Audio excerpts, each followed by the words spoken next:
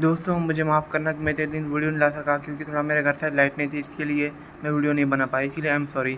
तो चलिए दोस्तों, प्लीज़ मुझे इस चीज़ के लिए माफ़ कर दीजिएगा। आज हम लोग फिर से अपनी कहानी शुरू करते हैं।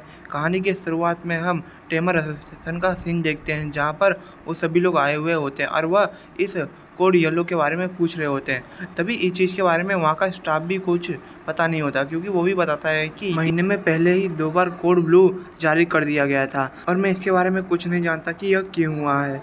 तभी हम देखते हैं वहाँ पर मिस्टर जॉन आते हैं, जो जिनकाई के होमरूम टीचर होते हैं। तभी वो बोलते हैं कि मैंने तुम लोगों का मैसेज देखा, मैं यहाँ से गुजर रहा था तो सोचा तुम लोगों से मिल लूँ। तभी जिनकाई उन्हें ग्रीट करता है। तभी उसके टीचर बोलते हैं कि मैंने जब तुम्हारा ग्रुप मैसेज देखा कि तुम लोग यहाँ पर मिशन करने के लिए आए हो, तो मैंने सोचा कि ये किस तरह का मिशन होगा, इसके लिए मैंने सोचा कि मैं तुमसे मिल लूँ। तभी सभी लोग टीचर से बात करने लग जाते हैं, पर सिनू सोचता है क्या ये लोग अपने जो ग्रुप बनाए उसमें टीचर को भी शामिल कर रखे हैं। अरे यार, ये सबसे डिजास्टर ग्रुप है। अगर इन लोगों में से किसी ने भी कुछ गलत शब्द का इस्तेमाल कर लिया तो उनकी टीचर तो उनकी अच्छी खासी लगा देंगे। तभी जिनकाई सभी लोगों को अपने टीचर से इंट्रोड्यूस करता है। तभी जिनकाई पूछता है, सर आप क्या जानते हैं कि यहाँ पर क्या चल रहा है, आपको इसके बारे में कुछ तो पता होगा।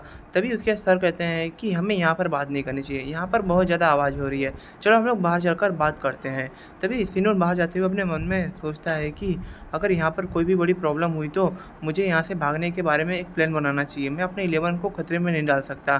तभी हम देखते हैं सर कहते हैं कि तुम लोगों को चिंता करने की कोई ज़रूरत नहीं है, यह 10 साल पहले जैसा नहीं है जहां हम लोगों को भारी मुसीबत का सामना करना पड़ा था। और वैसे भी इस बार जो हमने स्नोवी माउंटेन है उसके आगे पीछे हर जगह एक डिफेंसिंग वॉल खड़ा कर रखा है, इसके लिए हमें ज़्यादा कोई तकलीफ नहीं होगी। वैसे भी यहाँ के जो बीस्ट टेमर है, अगर वह उनका सामना नहीं कर पाए तो सिटी से और भी बीस्ट हंटर को बुला लिया जाएगा। तभी वह आगे बताते हैं कि अगर हमारे सिटी के भी लोग अगर उनका सामना नहीं कर पाए तो आसपास के सिटी के लोग भी हमारी मदद करने के लिए आ जाएंगे। तभी सिनून को कुछ खटकता है। तभी वो पूछता है कि ऐसा कैसा है, मैं कुछ ये समझ नहीं पा रहा हूँ। एक तरह की देखा जाए तो जो भी स्नो माउंटेन पे बीस्ट है वो सब आइस टाइप के हैं, और उन्हें सिटी पे हमला करके क्या मिलेगा, उन्हें तो ज़्यादातर रहने के लिए ठंडा एनवायरनमेंट ही चाहिए। और अगर देखा जाए तो 10 साल पहले जो बीस्ट वेव आई थी उसके बारे में कहा गया था कि आइस माउंटेन पे बीस्ट को पेट भरने के लिए और भोजन नहीं बचा था, इसी के लिए उन लोगों ने सिटी पे हमला किया था। पर ऐसा तो नहीं हो सकता, ये सब मुझे एक तरीके से बनी बनाई कहानी लग रही है, आपको नहीं लग रही है? तभी टीचर भी उसकी बात पे अग्री कर रहे होते हैं, पर वो कहते हैं कि हाँ मैं तुम्हारी बात समझ रहा हूँ, पर मुझे लगता है कि जो हमारे ऑफिसर हैं उन्हें पता है कि ये सब क्यों हुआ था। तभी वो एक स्टैचू को देखते हुए बताते हैं कि क्या तुम लोगों में से कोई भी आइसियस ग्लेस सिटी के पास्ट के बारे में जानता है? तभी हम देखते हैं किसी को कुछ नहीं पता होता। तभी सभी लोग उन्हें बहुत ज़्यादा एडमिरेशन से देखते हुए सोचते हैं कि लगता है कि ये लोग चाहते हैं कि मैं उन्हें बताऊं। तभी वो बताते हैं कि देखा जाए तो मैं जो तुम्हें बताने वाला हूँ वो चीज़ कोई कंफर्म नहीं है, पर एक तरीके से कहानी समझ लो कि यहाँ पे 2000 साल पहले जो आइस माउंटेन था वो कभी आइस माउंटेन था ही नहीं। 2000 साल पहले वहाँ पर पहले एक टेमर कबीला रहा करता था, पर वहाँ पर एक आइस ड्रैगन आ गया था वहाँ पर रहने के लिए, पर वो उसके रहने के कारण वहाँ पे जो माउंटेन थे वह स्नो से ढकने लगे थे। इसी कारण वहाँ जितने भी कबीले के लोग थे उन्हें तकलीफ होने लगी थी, इसके लिए वो लोगों ने मिलकर उस आइस ड्रैगन को वहाँ से भगाने के बारे में प्लान बनाया था।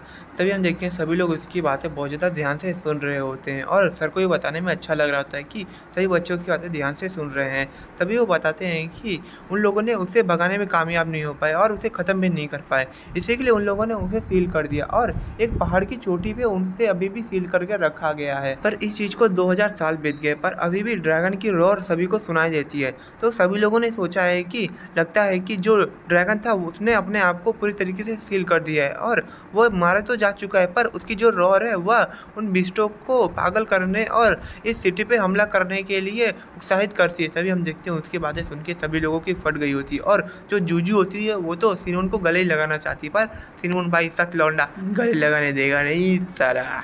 तभी हम देखते हैं टीचर बताते हैं कि जो तुम वो स्टैचू देख पा रहे हो वह रूइंस में से लाया गया है और यह ट्राइब का एक तरीके से बीस्ट ही मान लो। तभी सेनून पूछता है कि क्या इसी बीस्ट से उन लोगों ने उस आइस माउंटेन पर उस ड्रैगन को सील कर रखा है? तभी उसे कोई मिस्टीरियस सी आवाज़ सुनाई देती है जो कहती है कि ऐसा कुछ नहीं हुआ था। तभी सोचता कि ये आवाज़ कहाँ से आ रही है। तभी जब वो फिर से उस स्टैचू को देखता है तो उसकी आंखें चमकती है।